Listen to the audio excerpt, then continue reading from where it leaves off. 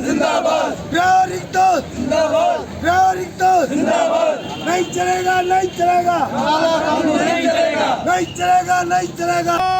Union जिंदाबाद, transport union जिंदाबाद, transport union जिंदाबाद। तेरी तानाशाही नहीं चलेगी, नहीं चलेगी, बीजेपी तेरी तानाशाही नहीं चलेगी, नहीं चलेगी।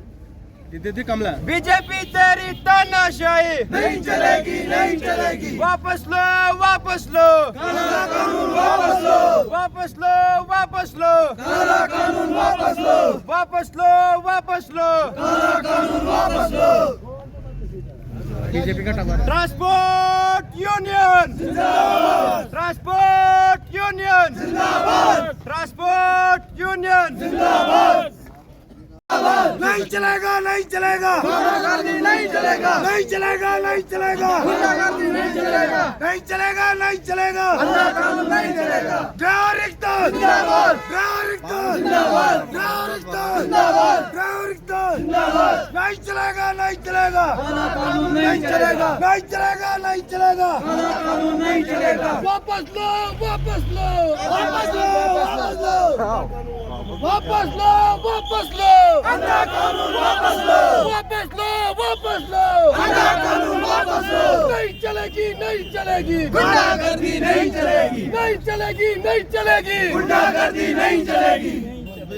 वापस लो, काला कानून वापस लो। नहीं चलेगी, नहीं चलेगी, गुंडागर्दी नहीं चलेगी।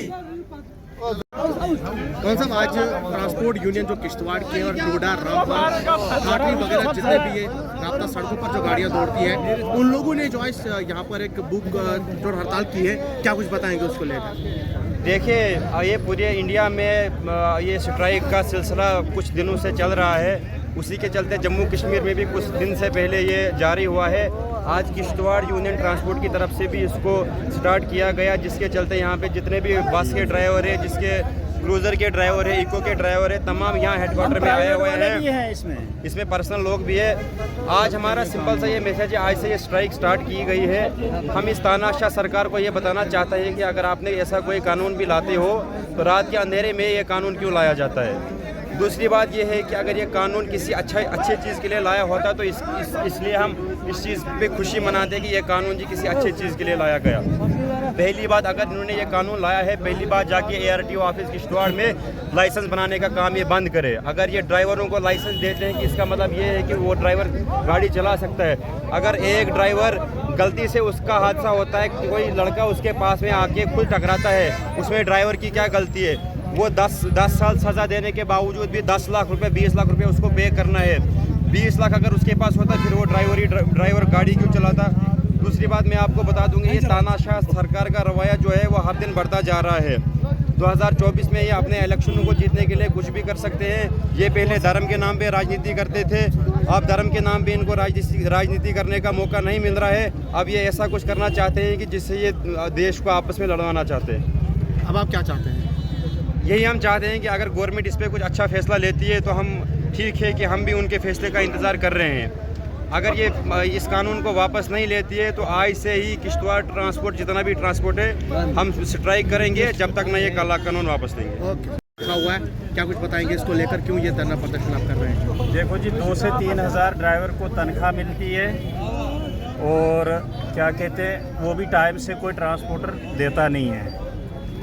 और सबसे महंगा जो है डीज़ल, हर चीज़ महंगी है, स्पेयर पार्ट महंगा है, हर चीज़ महंगाई में हम चलते हैं। और क्या कहते हैं, कोरोना काल में हम लोगों ने रात दिन साथ दिया गवर्नमेंट का, लेकिन हमें कोई सहूलियत नहीं मिली उसमें। उसके बावजूद भी ये जो काला कानून इन्होंने हम पे ठोसा है, तो हम इस पे कोई भी ड्राइवरी नहीं कर सकते, क्योंकि बच्चे पालने हम लोगों ने, तो वो कैसे पालेंगे।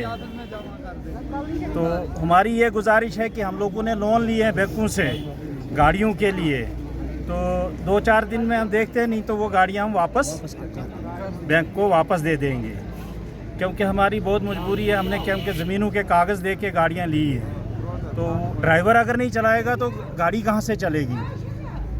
मिनिस्टरों की गाड़ियाँ भी कहाँ से चलेंगी जब डीज़ल पेट्रोल नहीं मिलेगा। कैसे चलेंगे? हम लोग तो भूखे मरेंगे आने वाले 5-6 दिन में। कोई गैस नहीं आएगी, डीजल नहीं आएगा, पेट्रोल नहीं आएगा, कुछ भी नहीं आएगा, ना हम चला सकते हैं गाड़ी। देखो हादसा कहीं भी हो सकता है किसी के साथ, चाहे वो सिविल ड्राइवर हो, गवर्नमेंट ड्राइवर हो, या क्या कहते हैं मैजिक ड्राइवर हो, कोई भी ड्राइवर हो, हादसा कहीं भी हो सकता है। उसके लिए हमने लाइसेंस बनाए हैं, ट्राइयाँ दी है, गवर्नमेंट ने दिया है, उसके लिए इंश्योरेंस है। अगर ये कानून इन्होंने लागू करना था तो पहले से हमें बोलना था, 30-40 साल पहले से हम इंश्योरेंस का पैसा जमा रखते, फिर कोई अगर मरता उसको वो 20 लाख देते हैं। अगर हम इंश्योरेंस भरते तो किस चीज़ का भरते हैं? अगर हमें लाइसेंस है तो किस लिए है? फिर तो एक अंधा कानून चलेगा कि क्या कहते हैं बगैर लाइसेंस के भी चल सकते हैं, बगैर इंश्योरेंस के भी चला सकते हैं। फिर हमें पता है हमने देना 20 लाख रुपया, ये आज तक हो नहीं सका। नहीं, और सज़ा अगर ड्राइवर को 20 लाख रुपए लोगे आप, यहाँ क्या कहते हैं फिर 10 साल की सज़ा, उसका घर बार कौन चलाएगा? उसकी गाड़ियाँ, अगर मैंने गाड़ी खरीदी है, मुझसे कोई हादसा हो जाता तो मेरी गाड़ी भी सड़ गई, घर भी गया, बच्चे भी गए, सब कुछ, तो मुझे क्या फ़ायदा रोड पे आके गाड़ी चलाने का? इसलिए गवर्नमेंट को अगर यही कानून रखना है तो वो फिर अपनी गाड़ियाँ चलाए। हम लोग दे सकते हैं, हम नहीं दे सकते, हम नहीं दे सकते हैं, इतना मतलब नहीं कर सकते। अब आप क्या चाहते हैं? हम चाहते हैं कि ये कानून वापस हो जाना चाहिए, और गुजारिश है हमारी गवर्नमेंट से कि ये कानून नहीं चल पाएगा। जब ड्राइवर स्टीयरिंग पे बैठेगा ही नहीं तो ट्रांसपोर्टर क्या करेगा? डीजल पेट्रोल वाले क्या करेंगे? दुकानदार क्या करेंगे? तो ट्रांसपोर्ट कैसा चलेगा? बहुत बहुत शुक्रिया। और सबसे पहले हमें यहाँ पे पहले से ही बहुत ज़्यादा सख्ती है ड्राइवरों पे, बहुत ज़्यादा। तो हम पहले ही मजबूर थे, अगर ये कानून चला गया तो हम लोग तो लाइसेंस को तोड़ के फाड़ के चलाएंगे। कोई है चलाने के लिए? कोई नहीं।